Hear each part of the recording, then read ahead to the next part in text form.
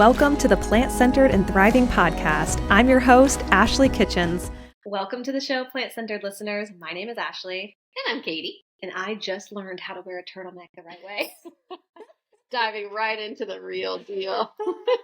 No, we're so happy that you're here. But seriously, I'm wearing a turtleneck right now, and Katie informed me that you can flip it on the inside instead of wearing it on the outside. I don't know if that makes sense, but if you're wearing a turtleneck right now, give it a try. It's actually pretty cool. So thanks, TikTok. Yeah. We are so excited for today's topic. It's 7 walls we help you knock down when going plant-based. I just picture like this wall, maybe not real bricks, but like paper bricks, and you're just like going up and kicking it down. Yes, we're going to get rid of all of the excuses. We're going to let you know that there are ways around them, so there is nothing stopping you. That's right. If you're in that phase where you're thinking about going plant-based, this episode is brought to you by our plant-based starter kit, which is a great guide if you're just looking to kick off your plant-based journey. There's a lot of great things in there, from recipes, meal plans, guidance on how to find your why, to really help you get over that hump and start going plant-based today. Yes, and we're going to talk about all the humps that we face that may prevent us from doing it, and so that starter kit is really going to help jumpstart that journey. Yes. Okay, we have to talk about the first one being, I'm so worried that I'm not going to get enough protein on a plant-based diet. So number one, we can let go of that. You're how many years going strong? 12 years? Over 12 years? Yep. And it's February, so I just had my meat-free anniversary. 14 years! I'm very excited. But I don't know about you, but I've never met any vegans that have died from protein deficiency. No. It's actually very, very rare. And actually very hard to do. You'd have to work pretty hard, especially in the US. Let's put it that way. Yes. So yes, it's not something you have to worry about, and it's something that can be really easily obtained, especially if you're 1, getting enough calories, 2, getting in variety. We know that variety is really important. I wouldn't tell you to eat 10 cups of kale a day because we know kale is good for you, but the reason I wouldn't recommend that is because then that's going to crowd out you getting in other leafy greens or vegetables or whatever that may be. So that's number 2, is getting in that variety. And also 3, leaning into those protein-dense foods. So things like tofu, tempeh, seitan, nuts, legumes, dark leafy greens, all those great things. All plants have protein. All plants have protein. And in the starter kit, it actually gives you a bit more tips and tricks on how to make sure that you are getting enough protein. So it gives you some guidance there as well. And of course, I guess we haven't started this yet, but Katie and I are in the process of creating a high protein plant-based snack kit. Ooh. We've been getting a few kind of questions about that, so we figured why not put it into a kit that you can take and use in your home. Yes, so it won't be an excuse anymore. We're going to let you have a really nice digestible list of some easy go-tos for getting your protein in. Yeah. And if anyone asks you where to get your protein, I mean, really one of the best responses is plants have all of the protein you need. There really is no need to worry about it. So what we kind of say is let the plant-based protein critics, worry about where you get your protein because you don't have to worry about it. And if you want to do a deeper dive, I'll link our previous episode that we kind of dive into protein and all that good stuff. So I'll make sure to put that in the show notes so you guys can dive into that previous episode. Perfect. All right, so what's number 2? Number 2, oh my gosh, what if everybody thinks I'm a freak? Oh, yes. A freak like us. That's a good thing to be. It is a good thing to be. So number 1, I think, and you hear Ash and I talk about this a lot, is understanding your why. Why are you drawn to this way of living? Is it because you want to feel better? You want to have more energy? Is it because of the animals, environment? It doesn't really matter if everybody else understands your why. It matters if you understand your why. Whatever draws you to it is going to help you hold in your convictions and really help in those difficult conversations if family and friends challenge you. Yes. Yep. And the thing is now, I feel like it's becoming a bit more normalized. I mean, people still get made fun of and, maybe given a hard time for being plant-based, vegan, whatever it may be. Katie, I met someone, so I judged a vegan mac and cheese contest a couple weeks ago. Yeah. And I met someone who had been vegan for 30 years. And she said, you wouldn't believe the things people labeled me as because I was vegan. Also, too, if they love you, the people in your circle, because honestly, that's who matters most, friends and family. If they truly love you, they're going to want what's best for you. And it's really important that you do what's best for you too along the way. We have a couple of episodes where we talk about difficult conversations and some scripts to use, but I always tell people is have a little script going and then practice it in the mirror. So you can practice saying it. Sometimes with talking about plant-based, there's some kind of sciencey data stuff that you might want to use as kind of evidence. And sometimes that might take some getting used to kind of rolling off the tongue. Mm-hmm. So it may sound silly, but I'm always one for being prepared. So saying it in the mirror, making you feel more confident about it. I think that's a really great idea. And then one thing that we always recommend is when anyone is asking you questions or maybe even challenging you, which you can challenge someone in a kind way, but it's really important to recognize whether or not they're coming at you from a place of genuine curiosity. Do they really want to know why you're plant-based or why you're doing what you're doing, or are they coming from a place of judgment? So you can kind of navigate where that person is coming from and decide for yourself whether or not you want to proceed with the conversation. If it's coming from judgment, be like, see ya. See ya. And it's so funny, Ashley and I were talking about this, how in high school it wasn't really cool to stand out. Mm-hmm. And I think now it's much cooler. So it's okay to be the only one at the table that eats a certain way. I kind of wear it as a badge of pride. Yeah, heck yes. I like my freak flag. The third thing we wanted to mention is that I feel like I'm going to do it wrong and I don't have enough time to research. And we know where you're at right now because everyone is so busy. We don't have time to be spending time on Dr. Google trying to figure out how to perfectly eat a plant-based diet. When you're going plant-based, it can be very beneficial to get out of that planning phase and just start. It could be you starting with one meal, like starting with breakfast, starting with a snack, starting with dinner once a week, whatever that may look like for you. Just get out of being in that wishy-washy planning phase. Just start taking those steps. You are going to be so glad that you did it. And guess what? You will learn along the way. That's pretty much how we did it. Mm-hmm. But I struggled with this a lot in the beginning because I call myself a recovering perfectionist. And sometimes that analysis paralysis, it prevents any progress from happening. And that's, the opposite of what we're trying to do. So those little steps, and that goes for anything in your life. If you want to clean your house, if you want to start working out, you don't immediately go to the gym and start lifting 200 pounds. You got to take baby steps to work up to it. So just start, just do something. I think that's the secret sauce. Yes. Yeah. Yep. And I think it's really important, especially when veganism and plant-based has a little bit of kind of like this movement, this kind of cultural movement behind it. When we're talking about ethical and environmental implications, a lot of times you have this pressure to be all or nothing. If I'm not 100% vegan, then they're not going to let me in the club. And that's just not true. It's so much better for you to take those little steps as opposed to trying to do everything all at once overnight. That's just really setting us up for failure. I could not agree more. The fourth one is saying, I'm worried I won't get the nutrition I need. And this is such a valid thought process because when you're transitioning from the standard American diet, which most of us were raised on, it can be concerning, scary to go plant-based and be like, well, wait a sec, I thought protein came from meat, or I thought I needed, I don't even know anymore. What do you use animal products for? Cow's milk for calcium, like that type of thing. There are some valid questions that maybe you need to figure out for yourself, but the great thing about a plant-based diet is it can provide everything that you need, which of course we do talk about vitamin B12. We're cutting out the middleman. We're just going straight to the supplements because now animals are supplemented with vitamin B12, so we don't need them anymore. The great thing is we live in this modern day and age where we have access to all different sorts of plant-based foods and supplements that can help supplement our diet. Absolutely. And I think this is where if you do take the time to do some research, I think this is the place to start. And our starter kit is a great place to start because we'll touch on kind of the basics. And sometimes you go down that rabbit hole and it can be overwhelming. So if you really want to understand, just start with the basics. You can start slow with this process. You don't have to jump in and go plant-based overnight. And so I think that's important too. Like going slow is going to also allow you to figure out things as you go, to learn from other people, whether you're following people on social media, talking to a dietitian or a doctor, who promotes a plant-based diet, or maybe you know a friend or a cousin who has gone plant-based. You can kind of just get a little bit of information from them.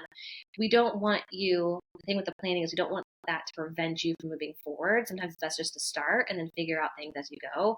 The thing is, you're not going to get a nutrient deficiency overnight. So that's good news. Absolutely.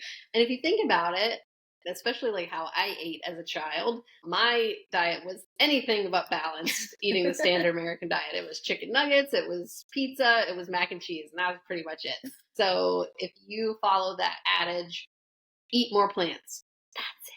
We're not even talking about eliminating anything. If you just start there, I think that's a great rule of thumb. Just incorporate more plants into your diet. Easy peasy. Easy peasy.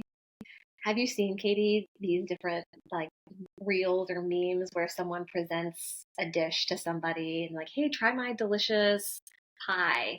And then like after they eat it, like, oh, wow, that's so good. And like, oh, well, it's vegan. What? I knew there was something off with this dish. I knew it tasted funny. So that's number 5 is mentioning that thinking that vegan food is gross when in fact we know that it can be very delicious, just like any other way of eating. Oh my gosh, Ashley and I just chowed down on, shout out to dairy cheese. Oh my gosh, it is the best vegan cheese ever. So good. I think they're out of Asheville. The Asheville area, right? In North Carolina. North Kakalaki. Yep. It was so good. So that was part of our lunch today. But with vegan food, especially with plant-based food, just kind of start with some easy swaps. Again, it doesn't have to be this big change that you make overnight, but just like starting to swap out things periodically. Like if you drink cow's milk right now, maybe try soy milk or almond milk or pea milk. Like just try a few and see what you like. Or if you tend to do a lot of burgers, like try switching it out for a veggie burger, a black bean burger, or even like a Beyond or Impossible burger and see what you think. And that can help get you acclimated to plant-based foods. We are lucky enough to be in the internet age. There is a recipe for everything. Anything your dreams could imagine. It is out there and it is veganized for you. So we have a couple bloggers that we really like that are usually simple, few ingredients. So Minimalist Baker, if you want to join our newsletter, we post recipes every week and she is usually among them. Plant You, Carly, she has a great Instagram page. And then Tony with Plant-Based on a Budget. Yeah. So if you are a budget shopper like I am, really delicious recipes, but super, super simple and very cost effective. And plant-based foods include things like fruits, bread. Most people love bread. Bread is vegan. Apples are vegan.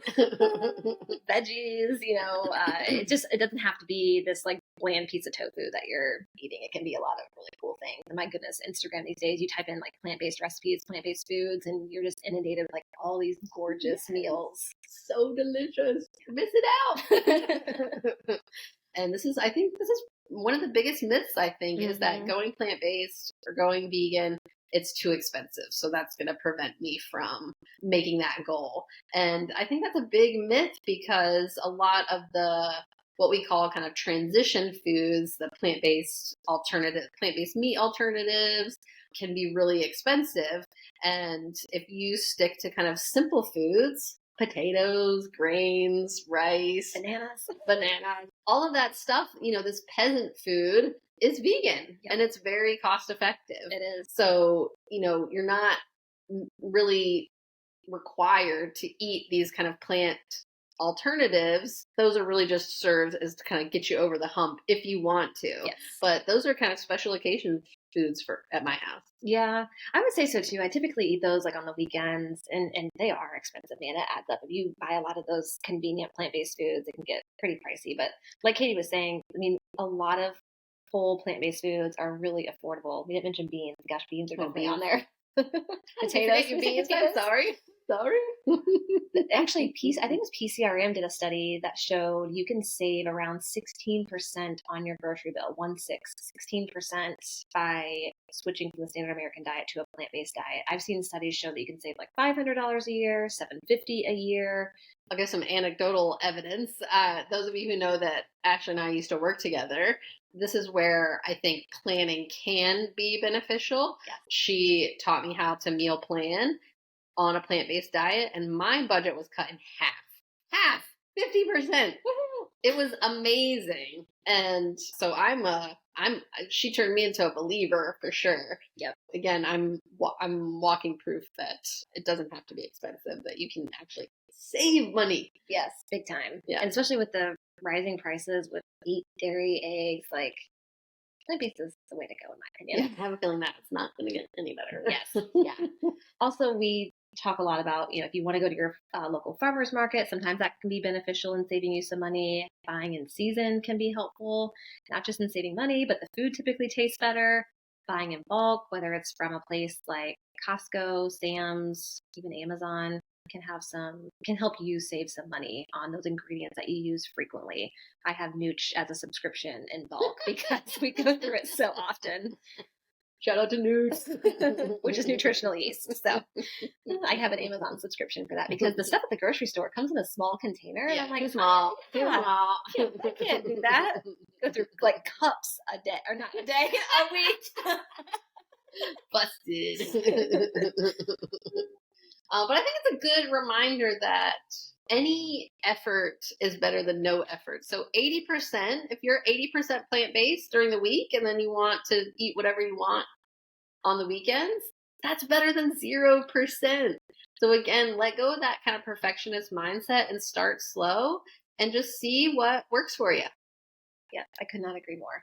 The last one that we wanted to mention, and this is something that we see in the many, many clients that we've worked with and just people that we talk with on social media, is that it's too hard or it is challenging. And there are aspects of plant-based that can be challenging because, again, you're doing something completely different, or for the most part, pretty different than maybe what you've done growing up or how you were raised or what you've been doing for the past few years. The thing is Katie had mentioned meal planning. That can be your saving grace to making this transition easier. We cannot recommend meal planning enough. And I'll be honest, I was so resistant to meal planning at one point in my life, even meal prepping. And now I can't imagine a life without it because it saves me so much time and energy. I go to the grocery store. I know exactly what I'm getting for the week. I don't overbuy. I don't underbuy usually. So it can be just really beneficial in helping you make that transition. So if you feel like going plant-based is just this big actual brick wall that you have to knock down, meal planning can be really, really beneficial. Just setting aside even just like 30 minutes of your week to plan out your meals for the week can really be helpful.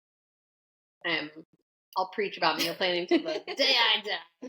Because I don't know about you guys, but it just caused so much stress for me during the week. And this makes it, the elimination of that stress is just worth it tenfold. It is. And think of how many times you're going to the grocery if you don't. Oh, I know. I haven't been to the grocery store and I order online. I can't. I cannot remember the last time I went to the grocery store. But that's because of meal planning. I make my list and I know exactly. I do one order 1 week and easy peasy. It's like clockwork. Instead of, what do you want for dinner? I don't know. What do you want? Yep. Or for me personally, I was making lots of convenience choices. So it just makes going plant-based so much easier when you have that kind of guideline to help steer you where you want to go. Yeah. One thing that can make the meal planning process fun and even going plant-based fun is having themed nights. Taco night, Taco Tuesday. So you've heard of Taco Tuesday. So imagine doing that for the other days of the week just to make your life a little bit easier so that each week I don't have to come up with this brand new recipe or idea for dinner. I'm following sort of a guideline that I set up for myself. So you could do like a Mediterranean Monday, a Taco Tuesday. And my goodness, you can make tacos so many different ways. Like beans, lentils. You can buy, pre-made vegan ground beef if you wanted to. My favorite is walnut beef. Oh my God, it's so good. It tastes just like it, guys. I'm not even joking. Delicious. It is so good. Cauliflower tacos. Like there's just so many different things that you can do. A few other ideas. Let's see. Wednesday could be like Instant Pot Wednesday. Pizza Night Friday. Can't forget that. We had pizza nights every night when I was growing up from Domino's, right? Yeah. But now it's like, how many different iterations of pizza can we make plant-based? Yep. So many. I think my sister does like a curry Thursday. So there's just a lot of different ways, especially if you're cooking for several people in your family. It can be nice to have that theme, and that way everyone can be like, oh, we're having tacos tonight. Like, this is kind of what I want, for the week or whatever it is. Oh my God, we forgot your favorite theme. Breakfast for dinner. Oh, breakfast for dinner. Yes, you have to try that one too. That's definitely my favorite. And then cookbooks. Ashley and I were just talking about this, how many good cookbooks there are out there. You want to show Ed's? Like I mentioned, Tony has a great cookbook. Aunt Yu has a great cookbook. Ed was just Speaking on our of loving bread. I know. Ed was just on. Ed and his partner was just on for the podcast. Bread. He's a big sourdough person. Beautiful cookbook. Oh my gosh, I want one of those. Yeah, if you love sourdough, that's definitely the cookbook to get. So I think cookbooks give you some inspiration, especially if you're the type of person that loves to be in the kitchen, you want to be inspired, you want to try stuff and experiment. Yeah. I think cookbooks are a great way to kind of make it feel more fun, more easy. Definitely. Yeah. And we talked about earlier with transitioning to plant-based, if it does seem like a big hurdle, starting with one meal, whether it's one meal a week, one meal a day, can help make the transition a bit easier too, because it just gets you acclimated to what shopping for a plant-based meal looks like, what even looking for a plant-based recipe looks like, and cooking one. So it gives you sort of a nice little intro to what this lifestyle, this amazing lifestyle is like. And I think it's about setting yourself up for success. Like, look around what can make life easier for you. So would an Instapot, would that make cooking beans be easier for you? Or like we said, buying a cookbook, would that give you a direction to go to if you really like Italian food? Guess what? There's Chloe, what's her name, from Post Punk Kitchen? Yeah, I think that's her. Yeah. She has an Italian cookbook. That's on my list too. Yeah. But I've heard it's fantastic. So there's lots of different things that you can do to kind of set yourself up for success, to kind of make your path as easy as possible. Yep. Yeah. No matter how you're knocking down these walls, what we do know is that baby steps, small changes add up over time. They add up to big results over time. And so even if you're just knocking down one brick at a time over and over again, you're eventually going to break through that wall, and you're going to be on the other side, and you're going to be like, hallelujah, oh, we did it.